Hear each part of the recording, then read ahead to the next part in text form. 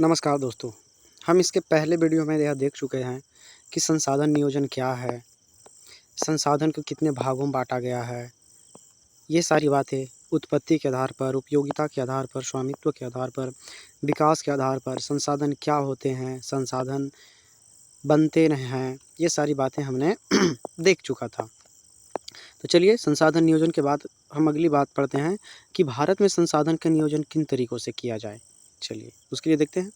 इसके लिए हमने सबसे पहला पॉइंट लिखा है कि देश के विभिन्न प्रदेशों में पहचान करने के लिए सर्वेक्षण, सरकार को चाहिए कि एक सर्वे करे और यह पता लगाए कि किन-किन प्रदेशों में किन-किन और कैसा-कैसा संसाधन है।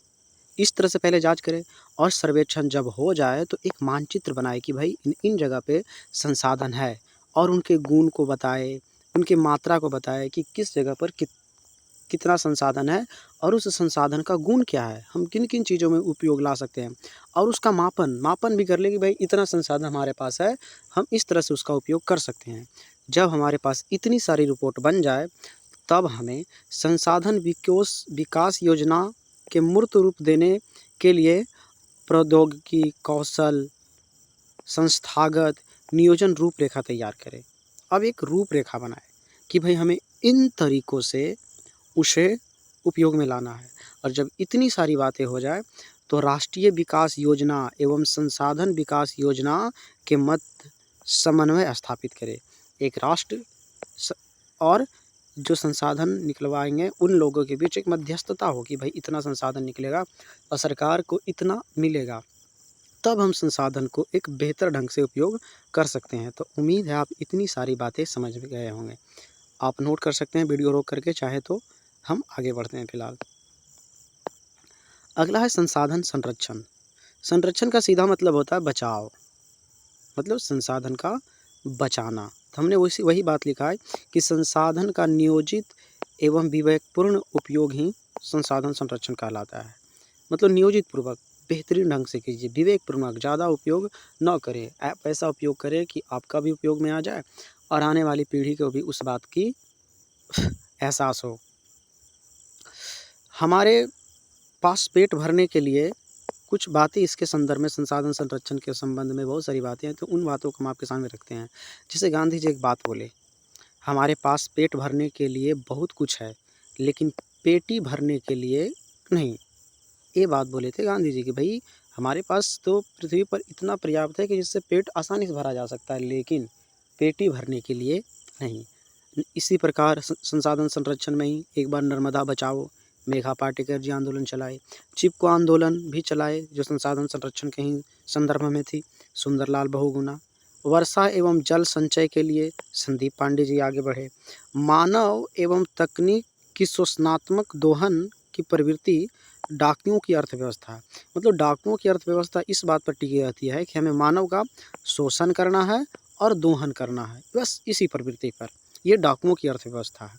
अगला है संसाधन संरक्षण हेतु राष्ट्रीय स्तर पर प्रथम बार संसाधन को एक राष्ट्रीय स्तर पर रख रखाव एवं बचाव के लिए 1968 में क्लब ऑफ रोम ने इसकी वकालत की कि भाई हमें संसाधन को विश्व स्तर पर बचाना चाहिए और इसकी बात को ध्यान में रखा गया। इस तरह से महात्मा गांधी जी संसाधन के संदर्भ में बहुत सारी बातें बोले और महात्मा गांधी के सारे बातें यानी विचारों को एक पुस्तक में सिमट कर रख दिया गया, अ स्मॉल इज़ ब्यूटीफुल, और इसके लेखक है शमशेर, जो छपी थी 1974 में।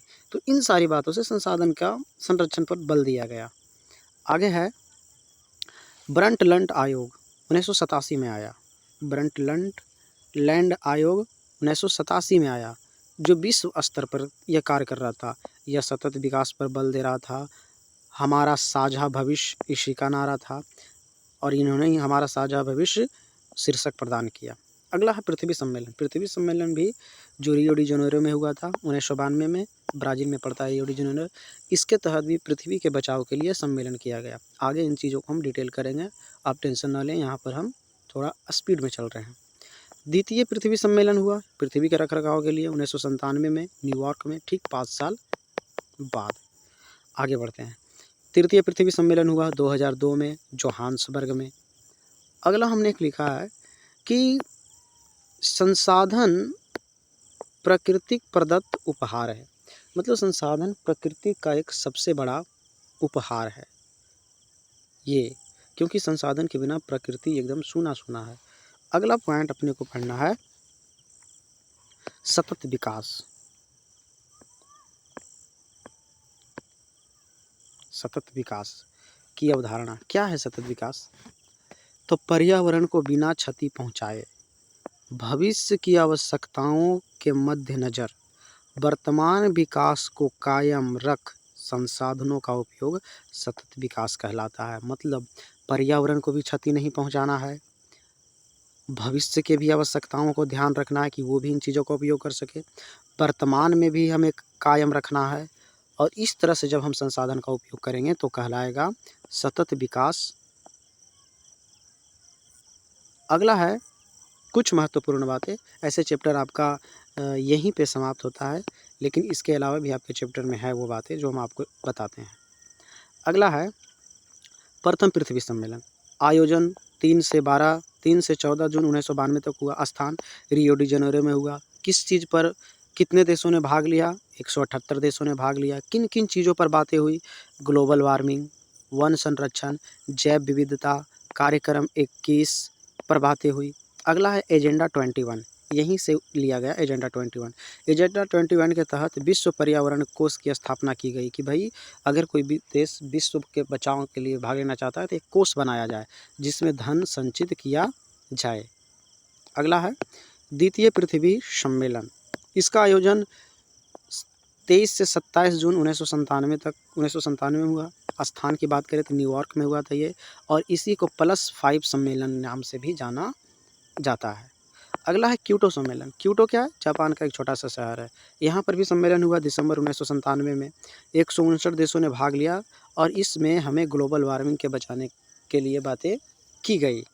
आगे बढ़ते हैं। ग्लोबल वार्मिंग पृथ्वी का आप सीधा सा मतलब रखिएगा, ग्लोबल वार्मिंग मतलब पृथ्वी का गर्म होना। तो चलिए देखते हैं आगे इन चीज़ों का डिटेल होगा। ग्लोबल वार्मिंग क्या है, ये सारी बातें। ग्लोबल वार्मिंग के लिए जिम्मेदार gas CO2, methane, N2O, HFC, fluorocarbon, sulphur hexachloride, ये सारा जो लोग है जो ग्लोबल वार्मिंग को बढ़ावा देता है। आप मुख्य रूप से CO2 याद रखेंगे, क्योंकि ग्लोबल वार्मिंग के लिए केवल सबसे ज़्यादा अगर कोई जिम्मेदार गैस है तो वो है CO2। अगली बात करते हैं ग्रीन हाउस। ग्रीन हाउस उत्सर्जन कौन कौन देश है जो सबसे ज़्यादा कर रहा है? जैसे USA 7% अकेले कर देता है ग्रीन हाउस गैस का उत्पादन एक तरह से बुरी बात है ग्रीन हाउस गैस का उत्पादन होना। जापान 6%, यूरोपीय संघ 8%। तो इन्हीं चीज़ों पर प्रतिबंध लगाने के लिए कि भैया आप ज़्यादा ग्लोबल ग्रीन हाउस प्रभाव नहीं पड़े, इसके लिए मार्टिला समझौता 1987 में किया गया ताकि आप इन चीज़ों पर बैन लगाएं।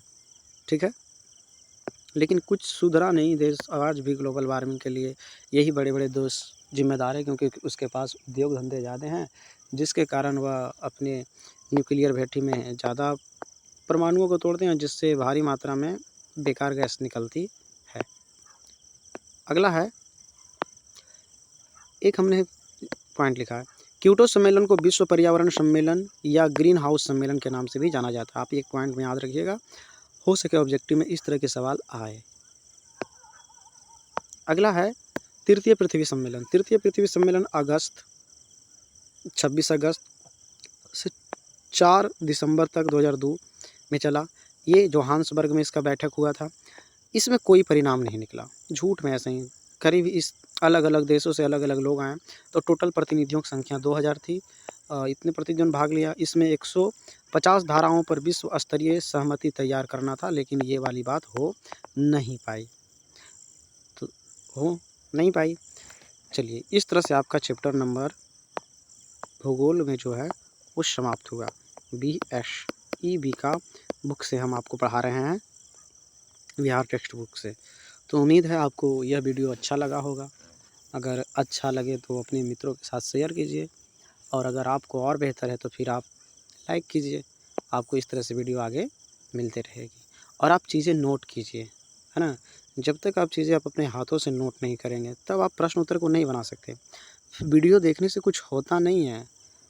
आप बैठिए इस व्यू से कि अपने को कुछ पढ़ना है, क्योंकि यूट्यूब पर फ्री में ज्ञान की गंगा बह रही है। और ज्ञान की गंगा बह रही है भाई, तो कहीं से भी आप विद्या को अर्जित कर सकते हैं। तो चलिए आज का वीडियो यहीं तक, अब अगले चैप्टर के साथ मिलते हैं। बाय।